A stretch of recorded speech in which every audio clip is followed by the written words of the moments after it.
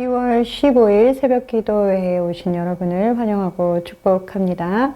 오늘 우리가 함께 살펴볼 하나님의 말씀은 누가복음 12장 35절에서 48절까지의 말씀입니다. 제가 읽어드리도록 하겠습니다. 허리에 띠를 띠고 등불을 켜고 서 있으라. 너희는 마치 그 주인이 혼인집에서 돌아와 문을 두드리면 곧 열어주려고 기다리는 사람과 같이 되라.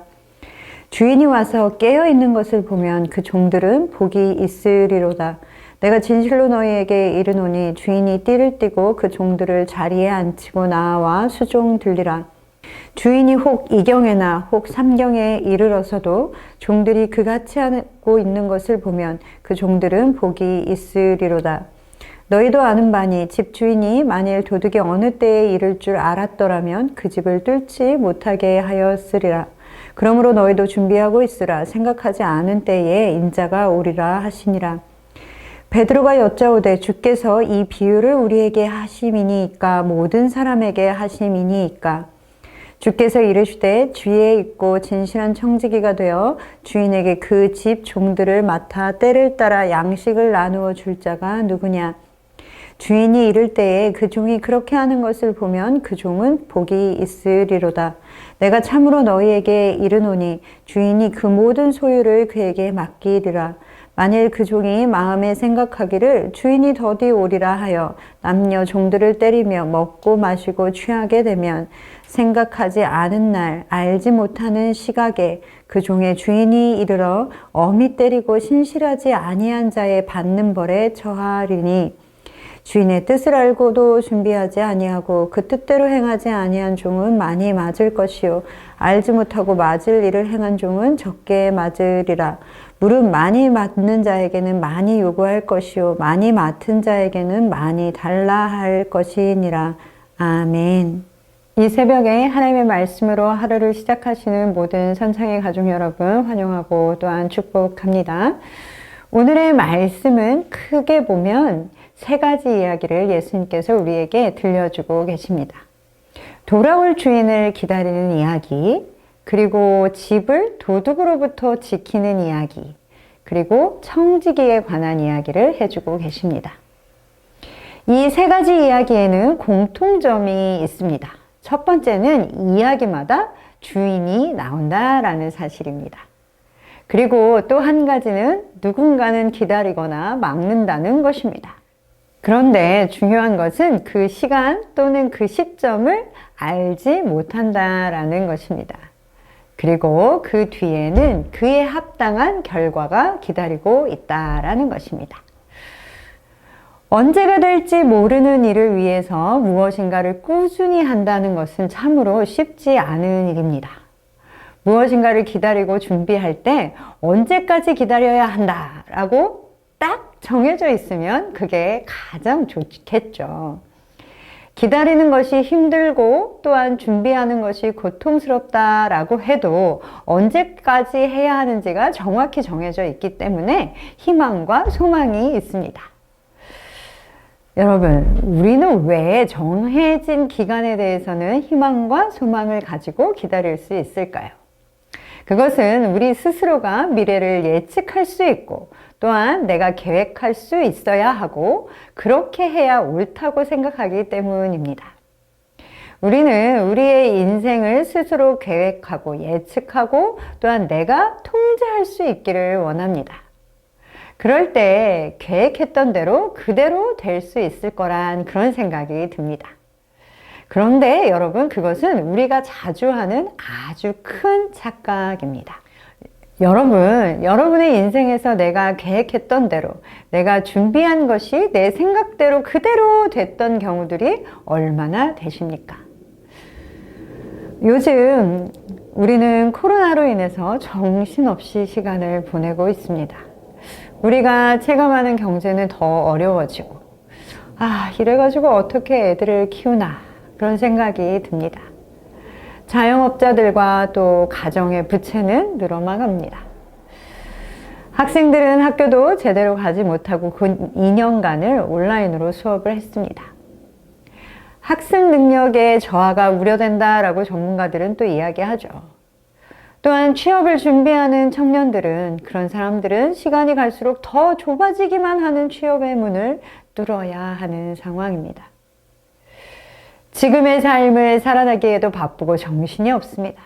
그러니 우리가 이 땅에서 살아가고 현재 살아가고 있는 이 이유와 사명 등에 대해서는 생각할 여유조차 없고 그것을 다 잊어버리고 살아갑니다. 그런데 오늘 예수님께서는 기다림에 대해서 말씀하시기에 앞서 우리에게 중요한 사실을 먼저 말씀하고 계십니다. 그것은 반드시 예수님께서 다시 오신다라는 사실입니다. 그것은 마지막이 있다라는 것이죠. 우리는 마지막이 없는 것처럼 살아갑니다. 예수님의 시대의 사람들도 예수님께서 다시 오심을 알지 못했고, 누가 공동체 사람들도 예수님께서 다시 오신다라는 소망을 잊어버렸습니다. 또한 우리도 예수님이 다시 오신다라는 사실을 잊어버리고 살아가고 있습니다. 그러나 성도 여러분, 주인은 반드시 다시 돌아오십니다.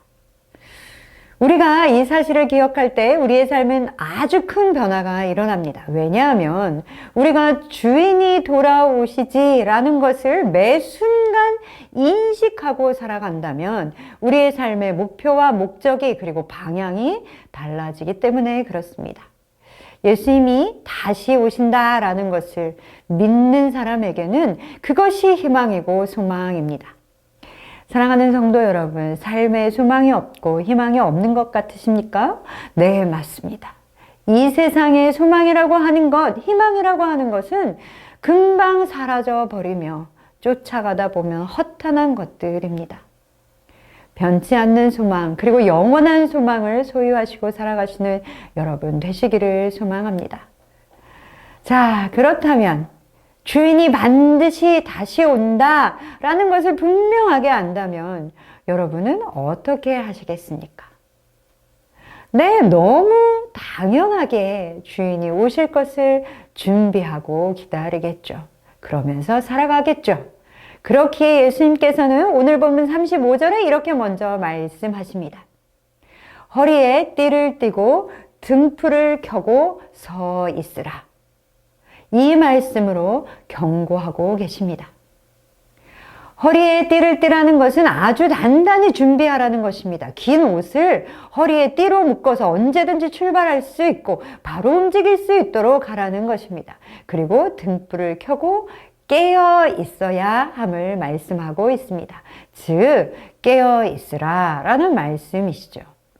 그래서 주인이 새벽 가까이 돼서 돌아올지라도 문을 두드릴지라도 바로 깨어있는 상태로 문을 열어주어야 한다라는 것입니다. 사랑하는 성도 여러분, 그 사람에게 예수님은 복이 있다라고 말씀하셨습니다. 그리고 오히려 주인이 그 사람을 자리에 앉히고 수종을 들어준다라고 말씀하셨습니다. 즉 주인의 잔치에 참여하게 하시는 것입니다. 사랑하는 성도 여러분, 허리에 띠를 띠고 등불을 켜시고 깨어 기다리는 여러분 되시기를 소망합니다. 예수님께서는 사람들이 기다리는 시간이 길게 길어지면 주인을 기다리는 것이 느슨해질 수 있음도 알고 계셨습니다. 언제 오실지 모르는 주인을 기다리는 종은 오래 참음과 끈기로 그리고 처음 마음을 지키고 하루하루를 살아가야 합니다. 종은 그 하루하루를 마땅히 감당해야 하는 자신의 일들을 잘 감당해야 하는 것이죠. 그것이 바로 종의 사명입니다. 오늘 본문에도 그 부분에 관하여 말씀하고 계십니다. 주인이 자기의 집을 오랫동안 비워야 하는 일이 생겼습니다. 그래서 주인은 청지기에게 자신의 집의 종들을 맡겼습니다. 여러분, 그냥 물건이나 소유를 맡기는 것도 그 사람을 신뢰하고 책임감이 있어야 하지만 자신의 집의 사람들, 종들을 맡겼다라는 것입니다. 그런데 이 종이 아주 기가 막힌 생각을 합니다. 오늘 본문 45절의 말씀입니다. 만일 그 종이 마음에 생각하기를 주인이 더디 오리라 하여 남녀 종들을 때리며 먹고 마시고 취하게 되면 이 종은 주인이 더디 올 것이라고 생각했습니다. 그래서 맡겨주신 사람들을 돌보고 자신의 사명을 성실히 감당하는 것이 아니라 그 맡겨주신 사람들을 돌보지 않을 뿐만 아니라 그들을 때리고 그리고 자신에게 맡긴 주인의 것을 맘대로 사용하여 먹고 마시고 자신의 만족과 향락을 위해 사용했습니다. 그런데 그렇게 사람을 때리고 먹고 마시고 취해 있는데 갑자기 주인이 돌아왔습니다. 그리고 그 종은 엄히 때리고 신실하지 아니한 자에 받는 벌을 주셨습니다. 그 종이 맡겨진 사명에 신실하지 않았다라는 것은 즉 그 주인에게 신실하지 않은 사람이라는 증거입니다. 즉 그 종은 신실하지 않았기 때문에 벌을 받게 된 것입니다. 사랑하는 성도 여러분, 예수님은 우리 각자에게 사명을 주셨습니다.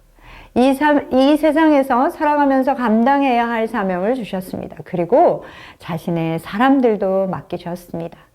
우리가 그저 내 삶 하나 영위하고 내 가족 하나 부양하는 것에 만족하고 살아가기를 원하지 않으십니다. 예수님께 신실하신 여러분 되시며 지혜 있고 진실한 청지기가 되어 충성되이 우리에게 맡겨주신 사명을 감당하시며 살아가기를 소망합니다. 이것만 제가 해놓고 할게요. 우리 아이 학교 들어가면 그때 하겠습니다. 이번 일만 마치고 나면 이것만 성공하고 나면 이렇게 말씀하고 싶으신 분들 계시죠. 그러나 예수님께서 우리에게 맡기신 사명은 우리가 감당하지 못할 무거운 것이 아니라 삶 가운데 살아가면서 감당해야 하는 것입니다. 또한 주인이 더디 오실 거라고 생각하지 마십시오. 오늘 본문 47절에는 더 무서운 경고의 말씀을 하고 계십니다. 주인의 뜻을 알고도 준비하지 아니하고 그 뜻대로 행하지 아니한 종은 많이 맞을 것이요. 성도 여러분, 그분이 언제 오심과 상관없이 신실하게 사명을 잘 감당하며 살아가는 우리가 되어야 할 것입니다. 예수님은 부활하시고 하늘로 올라가셔서 다시 오실 것을 약속하여 주셨습니다. 그러나 우리는 그날이 언제가 될지는 아무도 모릅니다. 그렇기에 우리는 예수님께서 반드시 다시 오신다라는 것을 소망으로 삼고 살아가야 합니다. 또한 허리에 띠를 띠고 등불을 켜고 서 있으라 라고 말씀하신 말씀을 기억하면서 깨어 예수님을 맞을 준비를 하며 살아가야 할 것입니다. 그리고 또한 다시 오실 예수님을 기다리며 우리에게 삶에서 맡겨주신 사명을 성실하게 그리고 지혜롭게 또한 진실되게 감당하며 살아가야 할 것입니다. 오늘도 주님의 뜻을 따라 살아가야 할 준비가 되셨습니까? 허리에 띠를 띠십시오. 그리고 등불을 켜고 서셨습니까? 함께 주님이 다시 오실 날을 준비하며 살아갑시다. 사랑하고 축복합니다.